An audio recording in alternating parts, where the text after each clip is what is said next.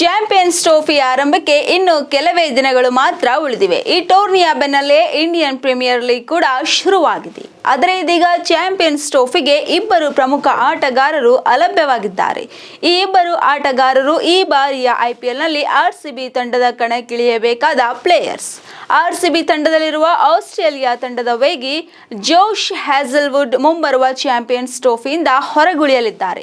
ಕಣಕಾಲಿನ ಹಿಂಭಾಗದ ನೋವಿನ ಸಮಸ್ಯೆಯಿಂದ ಬಳಲುತ್ತಿರುವ ಹ್ಯಾಜಲ್ವುಡ್ ಫಿಟ್ನೆಸ್ ಸಮಸ್ಯೆಯ ಕಾರಣ ಚಾಂಪಿಯನ್ಸ್ ಟ್ರೋಫಿಯಿಂದ ಹಿಂದೆ ಸರಿದಿದ್ದಾರೆ. ಮತ್ತೊಂದೆಡೆ ಇಂಗ್ಲೆಂಡ್ ತಂಡದ ಯುವ ಆಲ್ರೌಂಡರ್ ಜೇಕಬ್ ಬೇಥೆಲ್ ಕೂಡ ಚಾಂಪಿಯನ್ಸ್ ಟ್ರೋಫಿಯಿಂದ ಹೊರಬಿದ್ದಿದ್ದಾರೆ.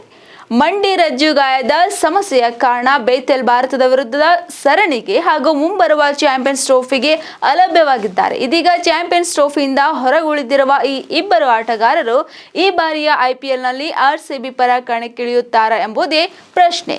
ಏಕೆಂದರೆ ಐಸಿಸಿ ಟೂರ್ನಿಯಿಂದ ಹೊರಗುಳಿದಿರುವ ಕಾರಣ ಸಂಪೂರ್ಣ ಫಿಟ್ನೆಸ್ ಸಾಧಿಸದ ಹೊರತು ಐಪಿಎಲ್ ಆಡಲು ಆಸ್ಟ್ರೇಲಿಯಾ ಕ್ರಿಕೆಟ್ ಬೋರ್ಡ್ ಮತ್ತು ಇಂಗ್ಲೆಂಡ್ ಕ್ರಿಕೆಟ್ ಮಂಡಳಿಯ ಅನುಮತಿ ನೀಡುವುದಿಲ್ಲ. ಹೀಗಾಗಿ ಹ್ಯಾಜಲ್ವುಡ್ ಹಾಗೂ ಬೇಥೆಲ್ ಐಪಿಎಲ್ನಲ್ಲಿ ಕಾಣಿಸಿಕೊಳ್ಳುವ ಸಾಧ್ಯತೆ ಕ್ಷೀಣಿಸಿದೆ. ಇದಾಗ್ಯೂ ಐಪಿಎಲ್ ಆರಂಭಕ್ಕೂ ಇನ್ನೂ 1 ತಿಂಗಳುಗಳ ಕಾಲಾವಕಾಶ ಇದೆ. ಈ 1 ತಿಂಗಳ ಒಳಗೆ ಇಬ್ಬರು ಆಟಗಾರರು ಸಂಪೂರ್ಣ ಫಿಟ್ನೆಸ್ ಸಾಧಿಸುವಲ್ಲಿ ಯಶಸ್ವಿಯಾದರೆ ಮಾತ್ರ ಆರ್ಸಿಬಿ ಪರ ಕಣಕ್ಕಿಳಿಯಲಿದ್ದಾರೆ. ಇಲ್ಲದಿದ್ದರೆ ರಾಯಲ್ ಚಾಲೆಂಜರ್ಸ್ ಬೆಂಗಳೂರು ಫ್ರಾಂಚೈಸಿಗೆ ಬದಲು ಆಟಗಾರರ ಮೊರೆ ಹೋಗಬೇಕಾಗಿದೆ.